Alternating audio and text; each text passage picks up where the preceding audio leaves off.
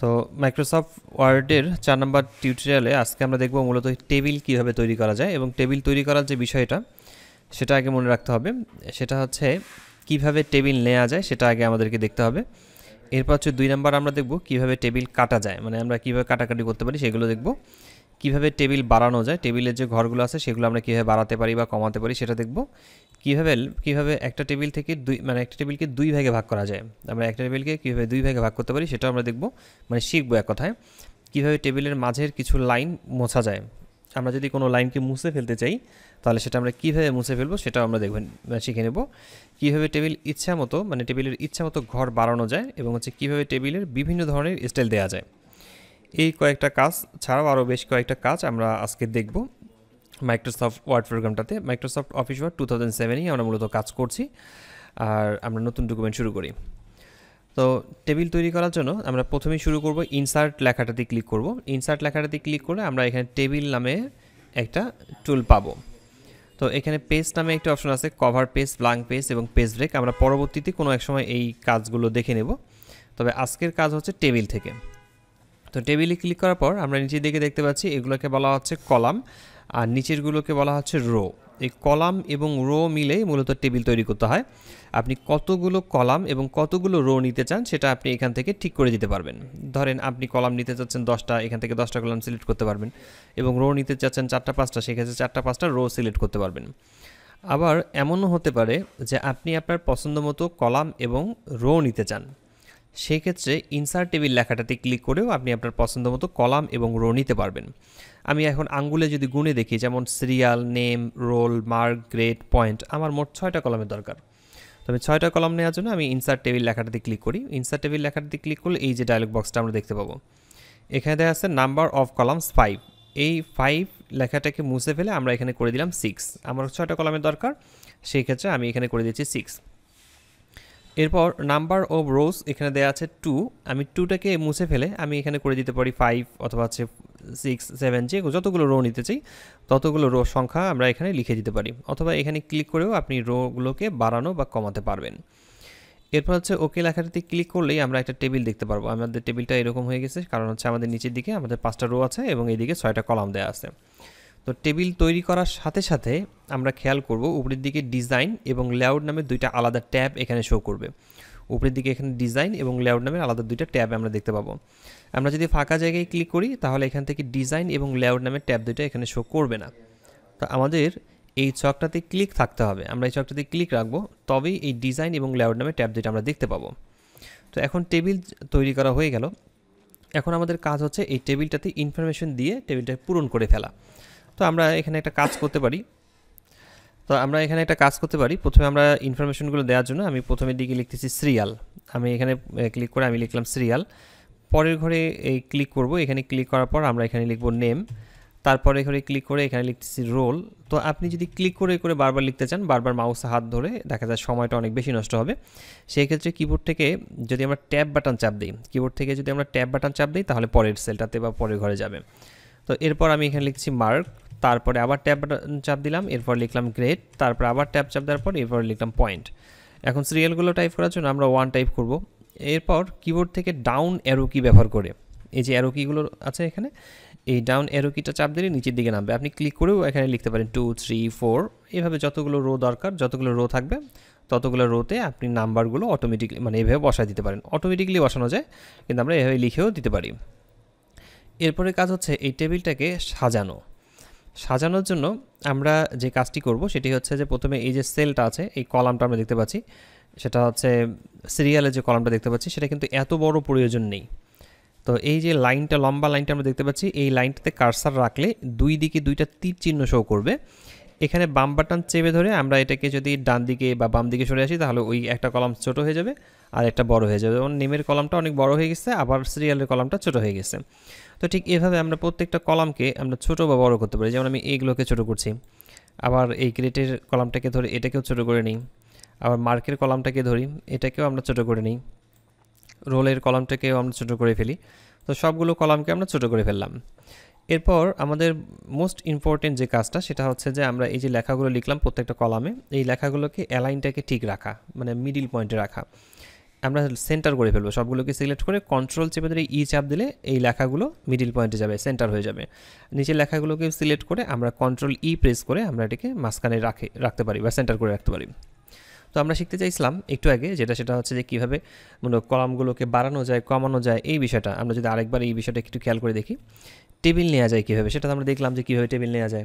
এখন কথা হচ্ছে টেবিল কীভাবে কাটা যায়। আমি যদি টেবিলটাকে কাটতে চাই, কোনো একটা লাইনকে কাটতে চাই, সেটা আমরা দেখতে পারবো। টেবিল কীভাবে বাড়াতে চাই সেটা দেখতে পারবো, দুই ভাগে বিভক্ত করতে পারবো, মাঝের কোনো কিছু লাইন থাকলে সেটাকে মুছে ফেলতে পারবো, ইচ্ছা মতো ঘরগুলোকে বাড়াতে পারবো, টেবিলের বিভিন্ন ধরনের স্টাইল দিতে পারবো।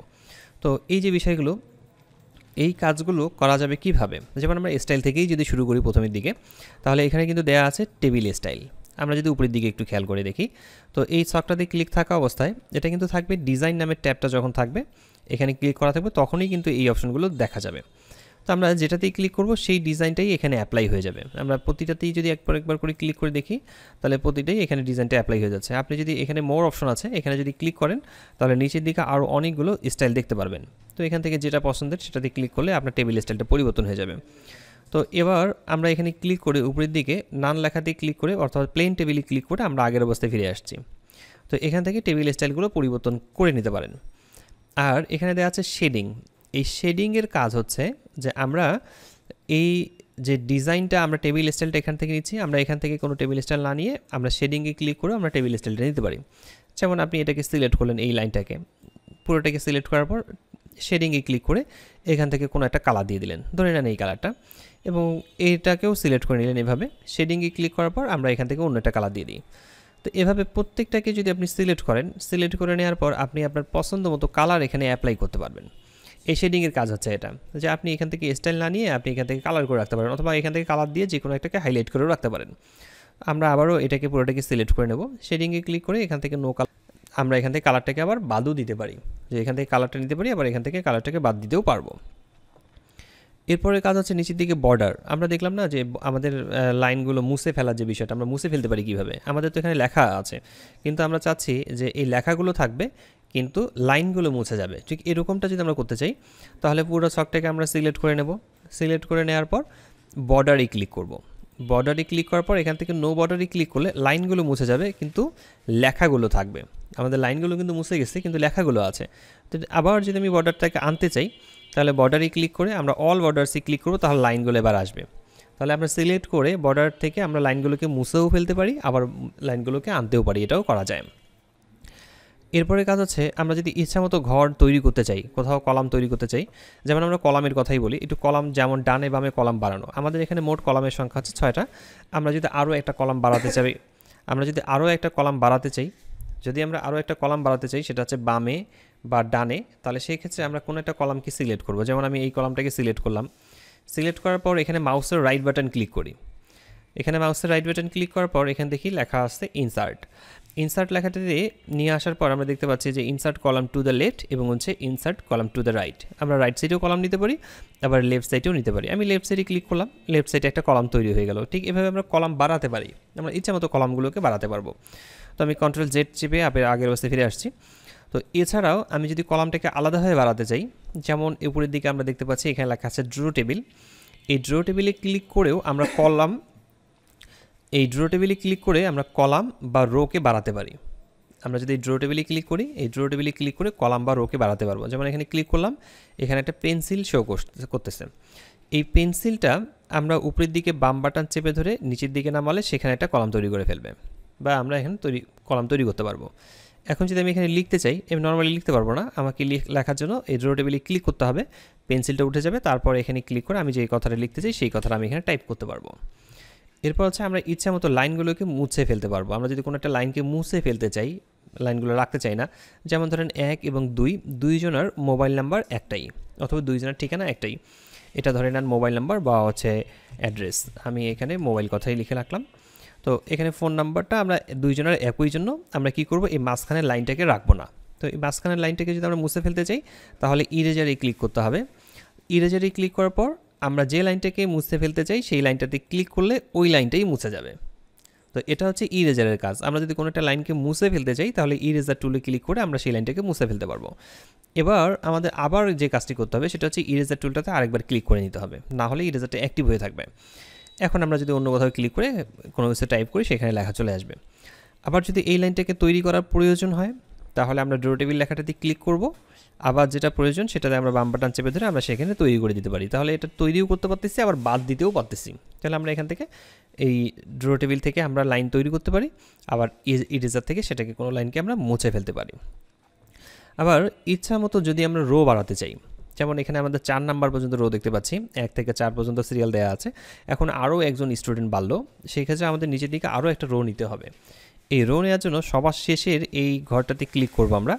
এখানে ক্লিক করার পর ট্যাব বাটন চাপ দিলেই নিচের দিকে রো বাড়বে। আপনি যদি ট্যাব বাটনটা চেপে ধরে থাকেন কিবোর্ড থেকে তাহলে রো বাড়তেই থাকবে। আবার মুছে ফেলার জন্য আমার যদি কোনো রো দরকার না হয়, আমি যদি মুছে ফেলতে চাই তাহলে সেগুলোকে নর্মালি সিলেক্ট করে কিবোর্ড থেকে ব্যাক স্পেস চাপ দিলেই কিন্তু সেটা মুছে যাবে। তো এটা হচ্ছে বিষয়। তো আমার একটা রো লাগবে, আমি সবার শেষের ঘরে ক্লিক করে আমি ট্যাব বাটন প্রেস করে আমি একটা রো তৈরি করলাম। এখানে আমি 5 নাম্বার লিখে দিলাম।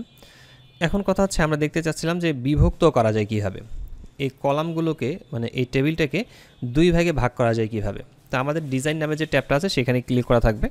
তো নর্মালি এখানে আরও অনেকগুলো কাজ আছে যেগুলো আমরা পরবর্তীতে কোনো এক সময় আলোচনা করব।